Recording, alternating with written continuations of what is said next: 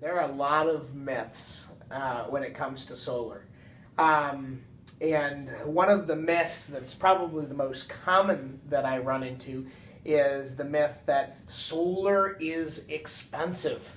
And solar is one of those odd beasts when you install, let's say, a gas plant, which most of us don't have the money to do unless you're a billionaire.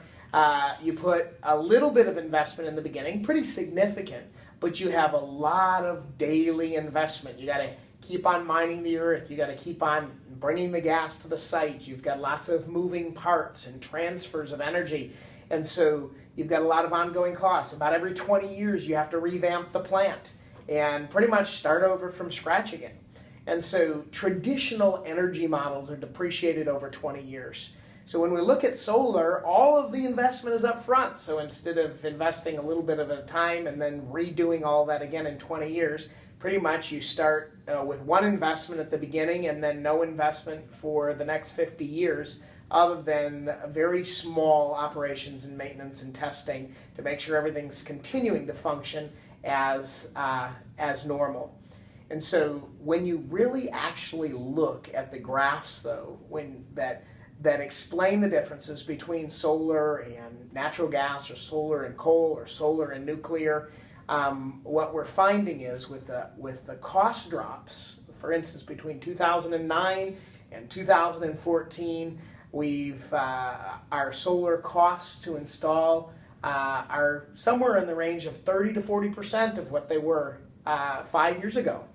And so when you account for that, and when you look at a system over its natural life of, let's say, 30 to 50 years, solar is not only competitive with, but actually at or below the current price of most energy. So I recently did an analysis on a 250 kilowatt system for a commercial customer and found that if they project that out over 30 years, they're looking at a per kilowatt price with no incentives, with no tax breaks, nothing special. If they had to pay top dollar for that today, of about 5 cents a kilowatt, which is about the wholesale price of a lot of forms of electricity today. And so it is a current myth going on. Solar is expensive. Actually, solar is a great deal. And when you add in all the incentives available today, it can be said in many instances that it's almost free to the ultimate owner. Second, solar is high maintenance.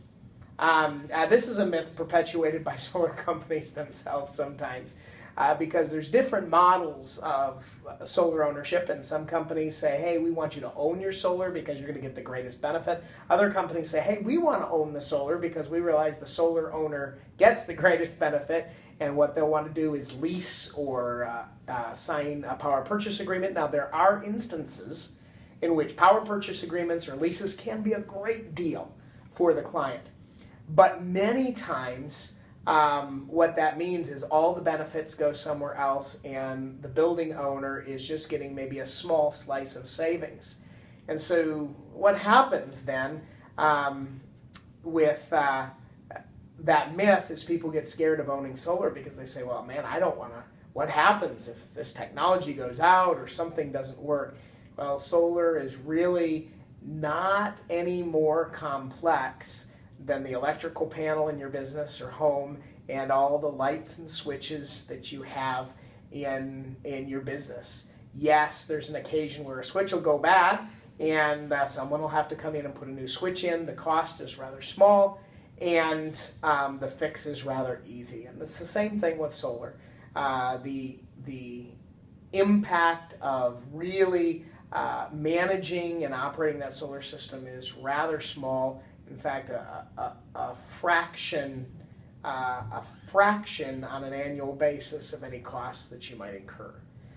Another myth is that solar is going to destabilize the grid, and so there are people out there who think we're by putting all this energy in at different places, we don't know what's going to happen, and it's going to destabilize the grid. It'll cause more rolling blackouts. Solar is a new technology. but there are countries in the world where they have installed 30 and 40 times more solar than we have in the US and Canada, and the grid's still operating. So at the levels that we're installing it right now, we've got no problems. As battery backups and other forms of energy storage come into being, solar may well become a dominant player in the field, but we've probably got years before we have to worry about that. Another myth about solar is that it's hard to get financing for solar. Now, the truth is, it can be hard to get financing for anything. So most of us have experienced that when you go out to buy a home, as I did recently, you have to give a lot of pieces of information about yourself. Not just your social security number, but they want to know about all your bills and the security of your job, and that's just the case with any sort of financing that one goes to get. On a scale between applying for a credit card, which can be done online in a moment, you get an immediate answer, and applying for a home loan, solar falls somewhere in between. So it's no more complex than any other form of ownership. It involves some due diligence. It means you have to be working with good equipment and good companies who know what they're doing and are very bankable. But many individuals, in fact, over 90% of the companies and individuals we've worked with as a company, and that's hundreds, have been able to find financing, and we've helped them find financing for their solar systems. So these are a few of the myths that we run into when we're out there in the field saying, hey, solar's a good idea.